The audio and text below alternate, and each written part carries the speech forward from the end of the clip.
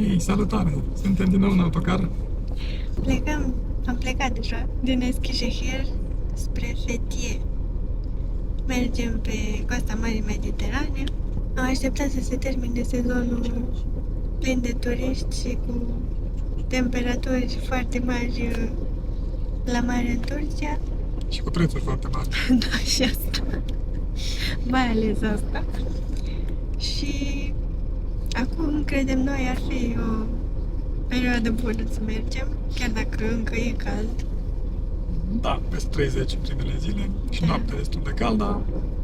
Și acum suntem cu o altă companie de transport cu care n-am fost până acum, pentru că ziceam că în Turcia sunt multe, foarte multe. De cu Pamukkale Turism. Da, E simplu de reținut. e tot la fel de ok. Autocarele sunt la fel de spacioase. Ne-au dat cafea, apă, sucă, biscuiți, ca de obicei. Deci nimic diferit momentan.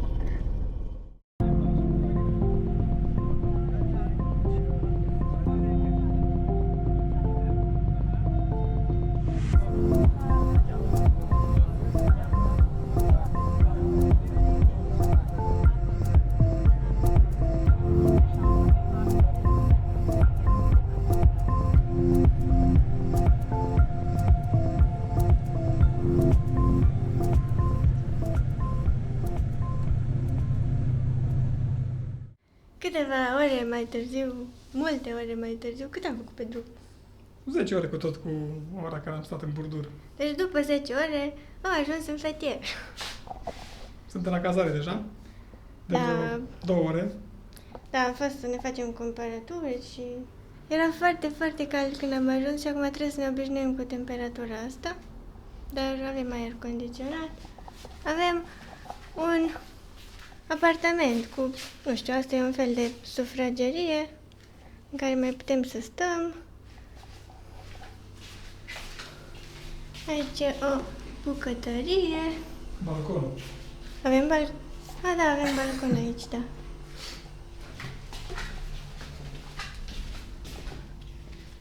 Aici e un dormitor.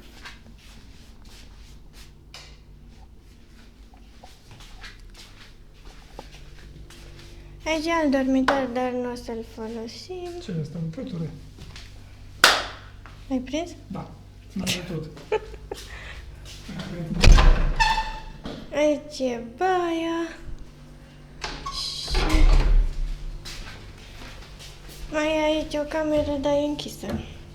Cât plătim pe apartamentul ăsta? 135 de lei, cam așa. Deci asta vine undeva la 30 de dolari. 35 de greu, acum e acum dolarul. Deci de acum o să ne vedeți din Fethiye. Și din prejurimi, că o să mergem și Da, vrem să ajungem și la Ulu Deniz. și în alte părți.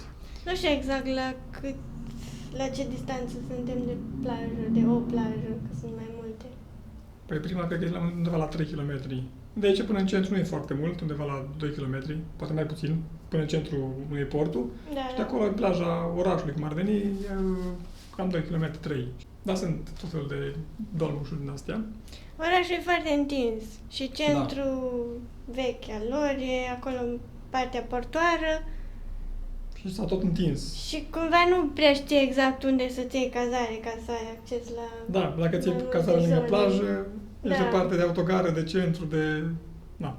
Dar oricum există microbuz, dolmuș, deci o să fie ok.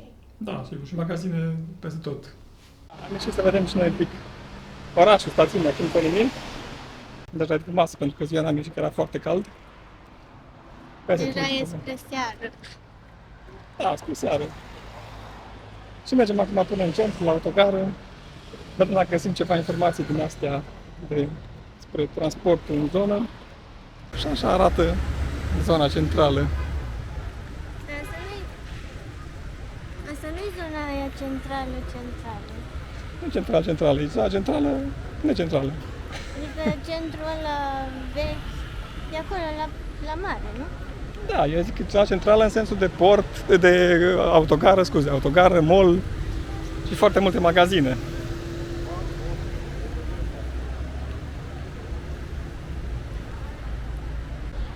Și am ajuns și în autogară. Uite, Batea Antalya, cu ăsta mergeam înainte la Caș. Vezi, Calcan. Dacă n-ați văzut vlogurile de la Caș, am fost data trecută când am fost în Turcia. Uite și Pamukkale cu care am ajuns noi ieri. Mai să vedem dacă găsim undeva autobuzul pentru Oludeniți și pentru împrejurimi. Uite, asta e compania locală, dar numai la aeroport scrie aici.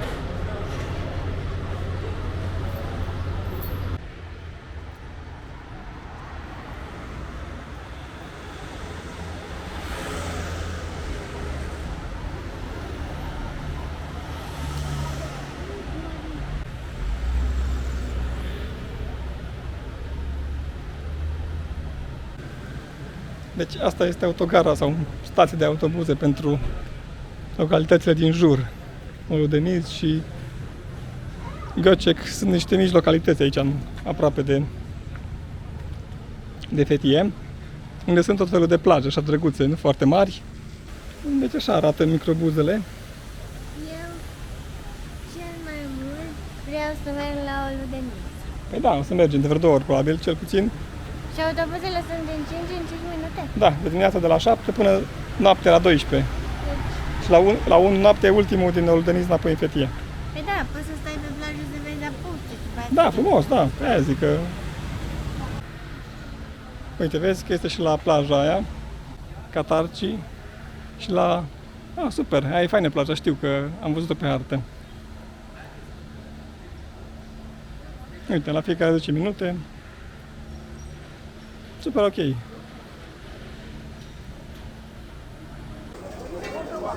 Am venit puțin și la piață să cumpărăm niște fructe, legume. Nu era în plan asta, pur și simplu am ajuns. Pe chiar lângă autogara aia de microbuze e piața. Mamă, dacă te încolo, uite. I-am crezut că e mică, dar...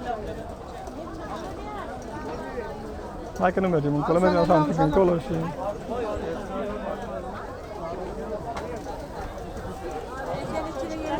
Oare putem trage în partea alaltă? Cred că e bine. Cred că cum vinte tanti.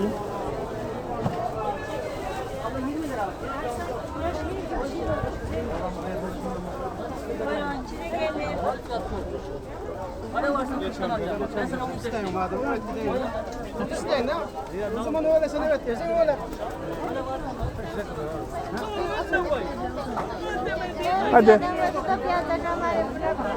Da, da. Am fost în piață în Turcia, dar asta parcă e cea mai mare de până acum. Bine, n-am fost noi în fiecare oraș apa. E foarte aglomerat, așa zi. Da, azi marți. Da, da, da, marți și vineri. N-am știut asta. I-am citit pe internet că marți și vineri e o piață foarte mare la Fethiye. Că vin, da, numai marți și vineri. Și din cauza asta e așa de aglomerat. Uite ce brânzeturi interesante aici. Uite, vezi aia? Hoş geldiniz, merhaba. Este. Hai că nu are vânzare și... Facem de nimerim așa. Da, când trebuie. Usturoi aici cu tonele.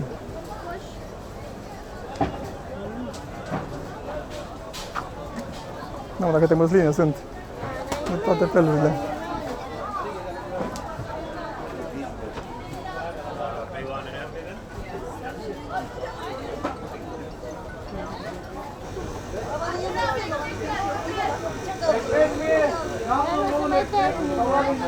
Da, da, uite acolo în față s-ardei de aia uscat, vezi?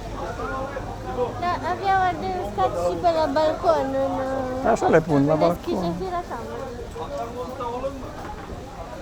Uite, semințe, alune. Uite ce faine sunt astea. Alunele și arahide și... Le strâng acum, că e gata piața. Uite și mango uscat.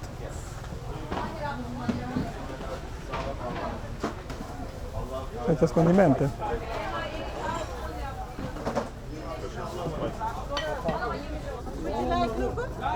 No, tecicular. No, thank you. Deci știu și engleză. Am ieșit din piață. Da, e liniște aici. Oricum deja începeau să strângă, da? Dar nu știu cum am ajuns în mijlocul pieței, așa fără să știu. Dacă mai și zici că e doar marțea și Da, așa am vinerea. citit, că e un fel de obiectiv turistic. Adică dacă e recomandat, dacă stai mai mult în Fethiye, să vii să vezi piața, că găsești fructe, legume, semințe, na. Cred că n-am văzut până acum în Turcia așa o piață mare.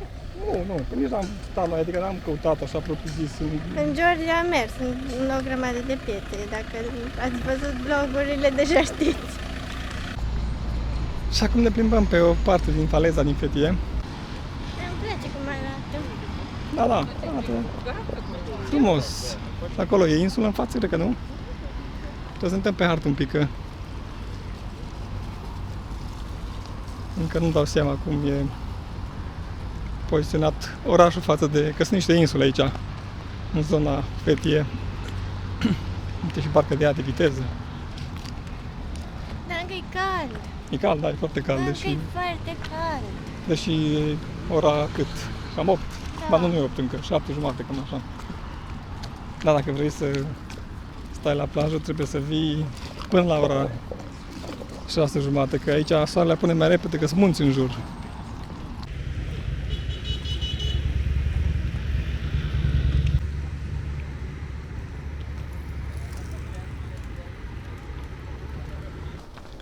Salutare din Fethiye! Din nou.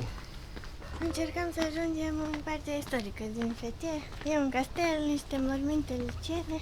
Da, deci aici e intrarea. De 60 de lire costă. Intrarea la mormintele ligiene. Dar noi cred că nu mai intrăm, nu? E doar poți să urci acolo. Da, Și oricum, la Demre am văzut așa un perete întreg, doar cu sculpturi. da, atât tot că Și era mai intrările. interesant. Poftim? Da, aici alea, intrările sunt mai fastoase, mai cu coloane și acolo cred că e o pasăre sau ceva care nu mai e complet de sus. Dacă nu ați văzut seria noastră de vloguri din Demre și din vechea Licia, să zic, vă lăsăm în descriere, pentru că acolo am povestit mai pe larg despre Licia și despre mormintele liciene. Locuitorii Liciei considerau că morții vor fi duși în viața de apoi de o creatură mistică înaripată și de asta construiau mormintele așa săpate în stânci sau am mai văzut în caș sub forma unor sarcofage, dar tot plasate undeva pe o stâncă sau pe un vârf de deal. Aștept să vină Lau care s-a dus să facă poze și o să mergem spre castel. Nu e un obiectiv turistic foarte interesant, să zic, dar o să avem un punct de belvedere și vrem să căutăm traseul Licia Noi, pentru că tot în seria de vloguri de dinainte v-am povestit că aici, în regiunea fostei Licia, pe malul Mării Mediterane, este marcat un traseu de lungă distanță care pornește din Antalya și ajunge în Fethiye. Deci în Fethiye e ori începutul, ori sfârșitul, depinde de unde vrei să-l începi. Și are undeva la 500 de kilometri lungime. E nevoie de vreo lună, o lună jumătate, poate, ca să-l parcurgi integral. Și teoretic aici ar trebui să fie un capăt al traseului. O să încercăm să vedem dacă îl găsim. Și până la Holul de Nis, până unde vrem să ajungem noi, se poate merge pe Licia Noi. Poate o să și încercăm asta dacă o să prindem o zi așa mai răcoroasă. Noi am sperat că o să găsim temperaturi mai prietenoase, acum că e sfârșit de sezon turistic și... Dar încă e foarte cald. Am vrut să urcăm la vechiul castel, doar că este gard acum și scrie aici că e închis și e periculos să intri în locul de mai fac ei săpături arheologice. Deci e posibil să nu putem intra nici pe partea cealaltă. Să vedem că oricum acum trebuie să coborâm spre oraș ca să ajungem înapoi în port. Și dacă putem intra, intrăm, dacă nu, asta e. Am găsit aici lângă o casă, e asta? E casa cuiva, nu? doar că și-a făcut așa frumos. Și- Start of Licenway. Da, și aici scrie Start of Licenway, deci asta e drumul. Da, aici în sus. Spre- Asta că e mormânt, din ăla la suprafață. Da, adică sub formă de sarcofag, cum am văzut la Caș, doar că e replică.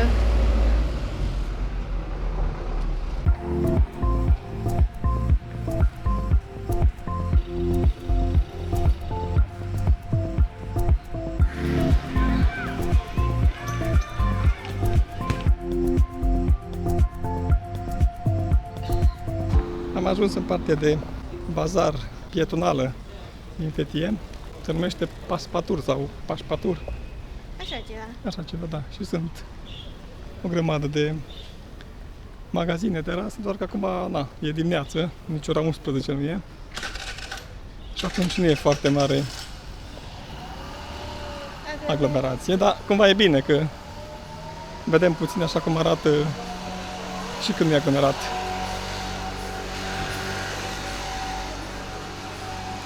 Și de aici mergem spre port, unde sunt bărcile pentru croaziere și feriboturi.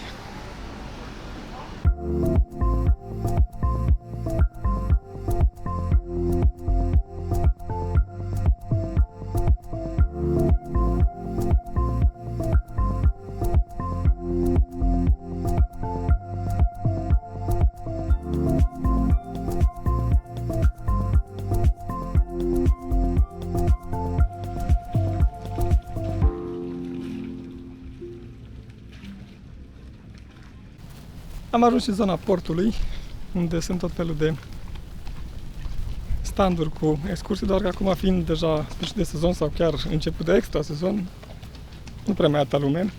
Ce găsiți? Carte de vizită?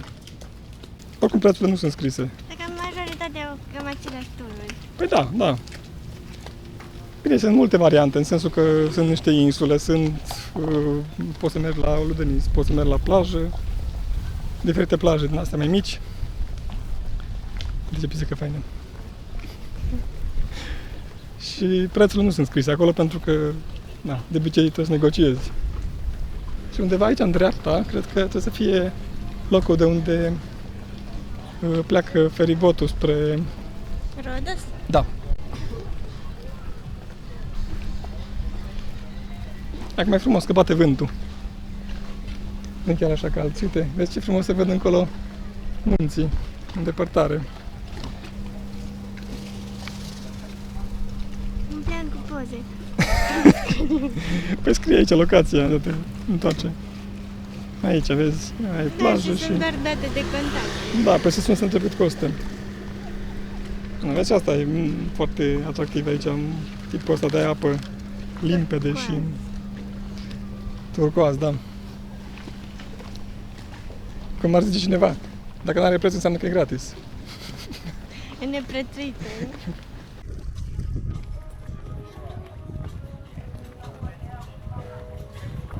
Îmi place partea asta așa pe malul mării. Ai pistă de bicicletă, Iahturi. iahturi, da. Eu acum ai intrat și salele nori și așa mai răcoare și îmi place. Și neaglomerat, la ora asta e frumos că poți să vezi cum arată și împrejurimile. Și tot malul mării e plin de terase și taverne.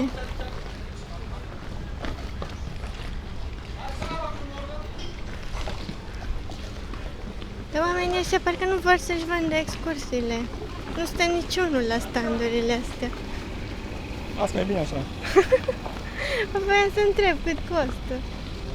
Că în Grecia nu știi cum era. Da, Te în acolo Grecia și- trăgeau de tine, cam așa ceva, da. Dar te simți așa ca în Grecia. Da. Oricum, în mare parte din malul Mării Mediterane din Turcia au trăit greci. Până când... Până în 1923, când a fost schimbul de populație dintre Grecia și Turcia și atunci au plecat majoritatea, adică au fost obligați să plece. Deci aici e portul din Fethiye, unde cât că costează feribotul pentru Rodos. Acum nu este, că sunt 2 sau 3 pe zi, dacă am înțeles bine. Și se poate merge în Rodos. În aceea zi pleci dimineața și te întorci seara. Am ajuns și în partea veche a orașului, unde sunt tot felul de buticuri. De asta e orașul vechi, care are case din astea de piatră, care acum sunt făcute ca magazine pentru suveniruri.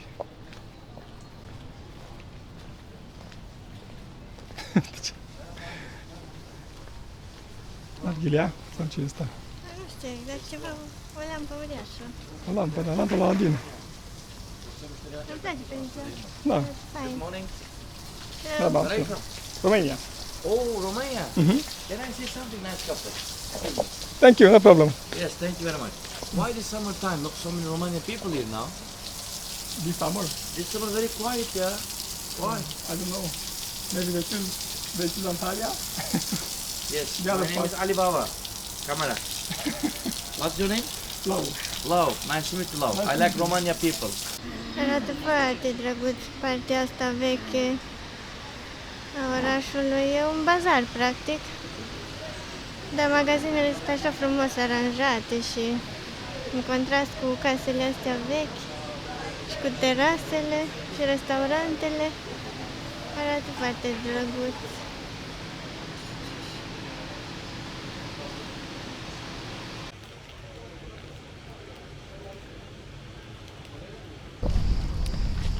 Ne-am interesat și noi de cât costă Tururile cu bărcile. barca, da, așa.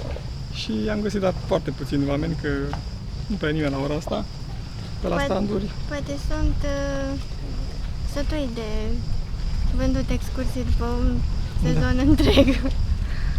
Am găsit și noi pe un domn care zicea că o plimbare cu barca de persoană costă 450 de lire, asta înseamnă cât vine, undeva la 30 de euro pentru ambele persoane, da. Da, e mult mai ieftin decât în Grecia, era și de așteptat. Da, noi am fost în Grecia, am schiat acum 3 ani. Da. Nu, anul trecut. Anul trecut am fost, da. Dar nu mă gândeam la Lefkada, da. Nu. Anul trecut am fost, da, și am dat 25 de euro de persoană negociat de la 35. Da, aici nu am negociat nimic, asta era ultimul preț, 450 de lire. Dar nu e o plimbare cu barca, e o excursie cu barca. Pentru că mergi și te oprești pe mai multe insule, ai o masă inclusă, un Prânz, prânz, ai baie, camere în care să te schimbi, după ce ai notat. Arăta ok, acum, nu știu, vezi acolo. Da, o să vedem, că da, poate ne găsim într-o seară să dăm masă pe altcineva, mai întrebăm și vedem și cum e vremea, cât de cald și ce vrem să mai facem. Așa arată interesant, că sunt insule foarte mici și zicea că poți să treci de pe o insulă pe alta, pe jos, Da, adică prin apă. Și apa e așa Până la la brâu. brâu arăta el. Acum nu știu brâu cui, că la mine probabil și undeva pe aici.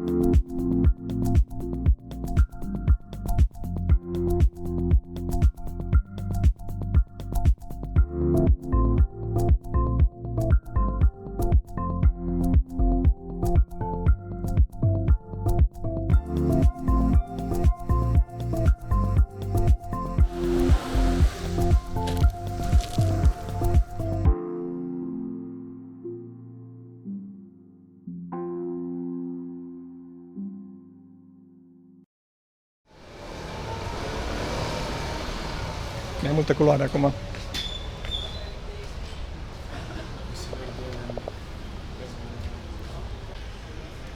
Câte sunt aici?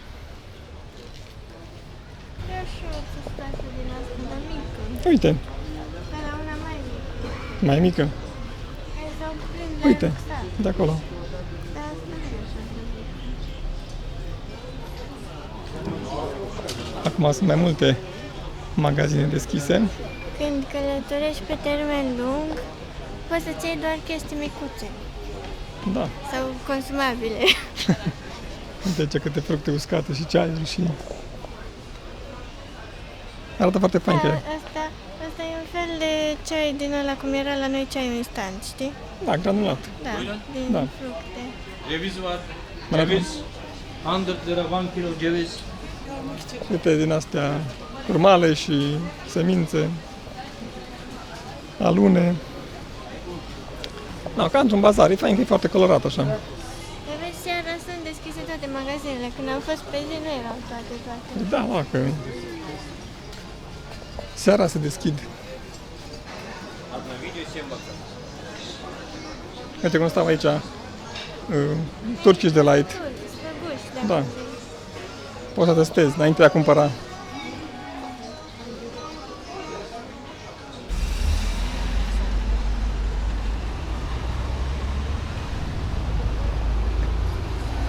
Tu vrei să le faci poftă la oameni?